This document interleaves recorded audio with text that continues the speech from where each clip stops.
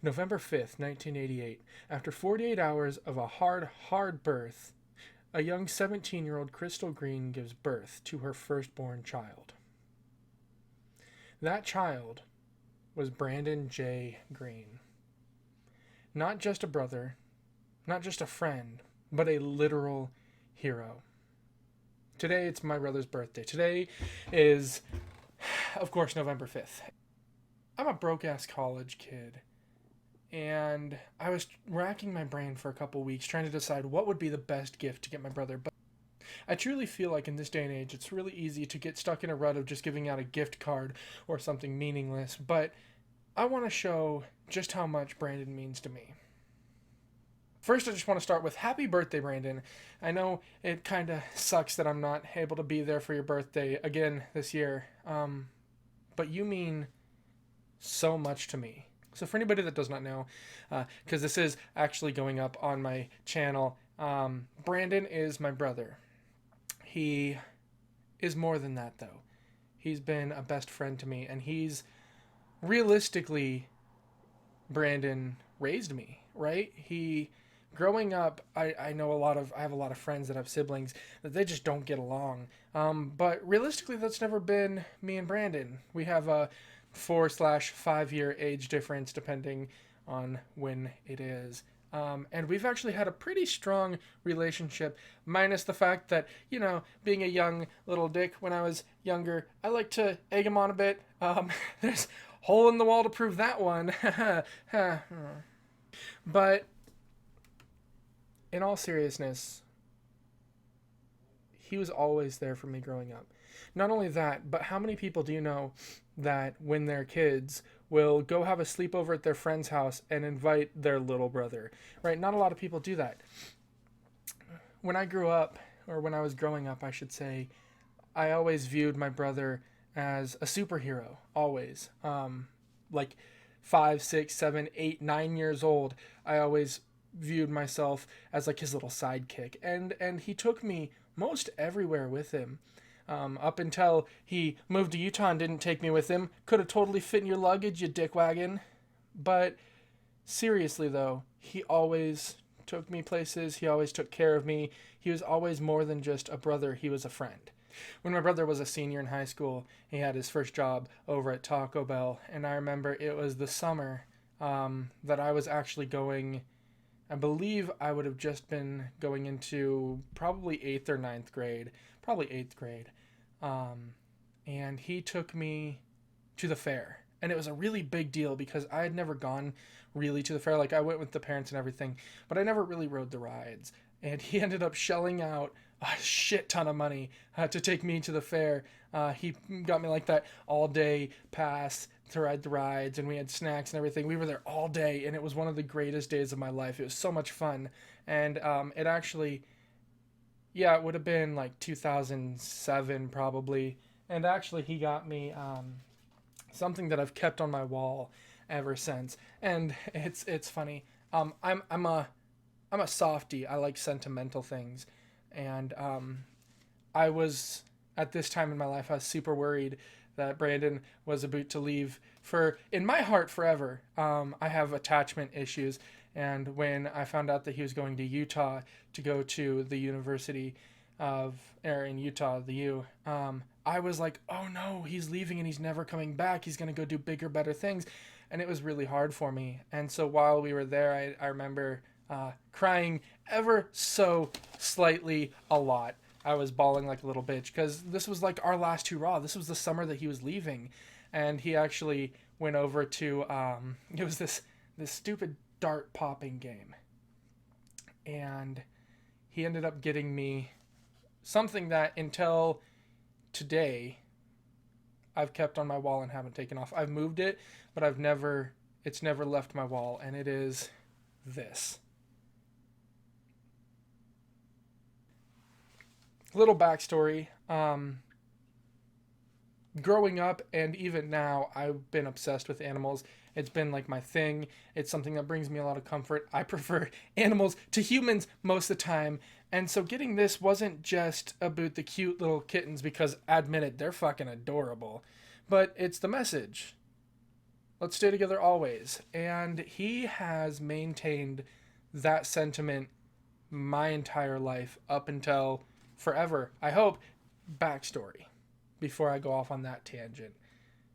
He joined the military a few years after leaving for Utah.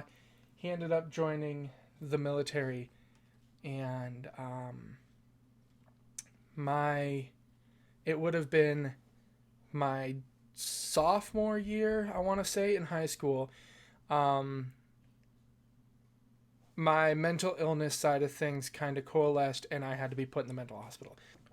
I was in the mental hospital for 4 weeks, and it was right at a point when he had just got sent to his first deployment it was, I believe, the Kandahar province in Afghanistan.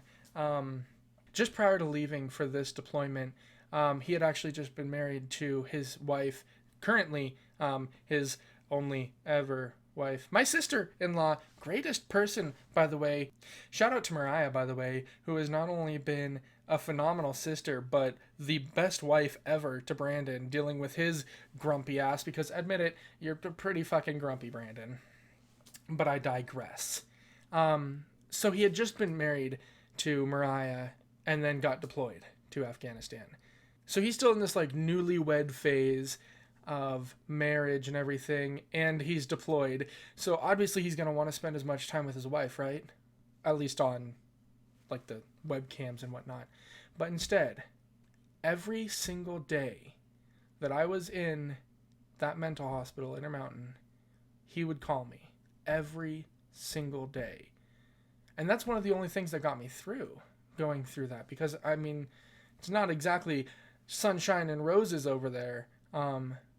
And every day during the call visit hours, which was like 7 o'clock my time here, Mountain Time, which was, I don't even know what time in Afghanistan, he would call me and make sure that I was good and talk to me and everything, which really speaks to his character, that he would take time out of talking to his own wife, who he barely got to talk to as it was since they got freaking married.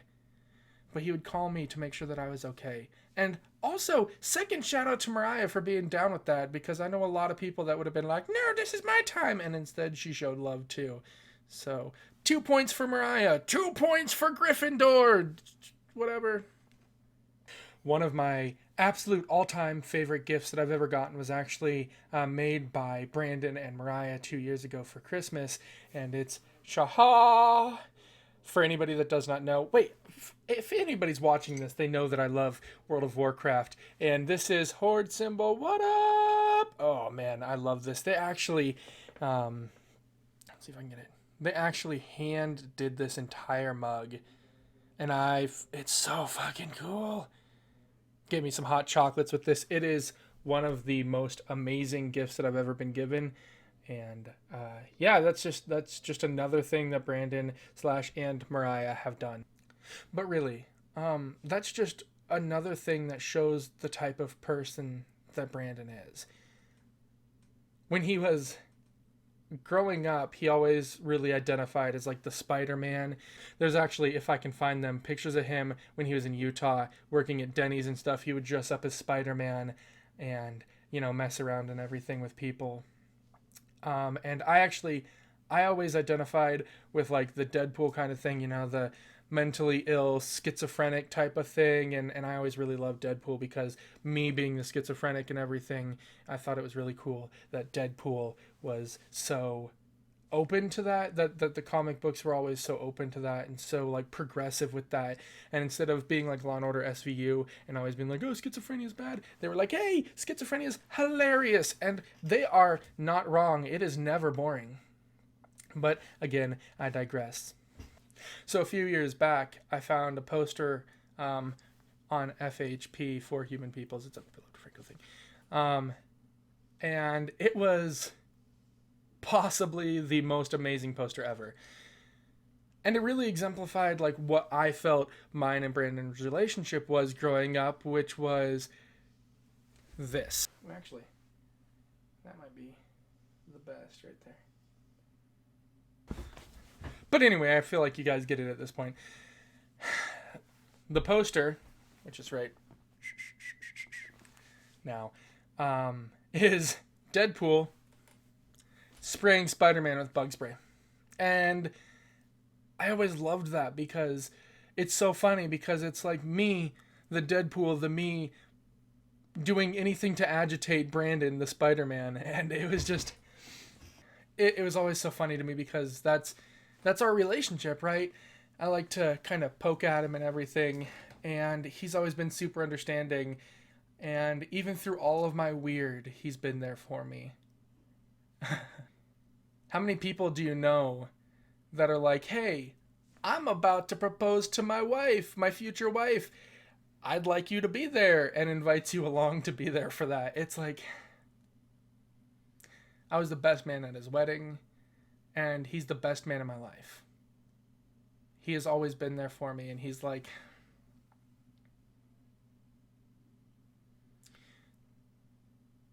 I wasn't always there for him, and he's the best friend that I've ever had, and he means more to me than anything. I would give my life for Brandon because he's so amazing, and he's so caring and so compassionate, and he's so much better than I am. He's so much better than everyone I know. And that's all he does is care. When he was on his second deployment,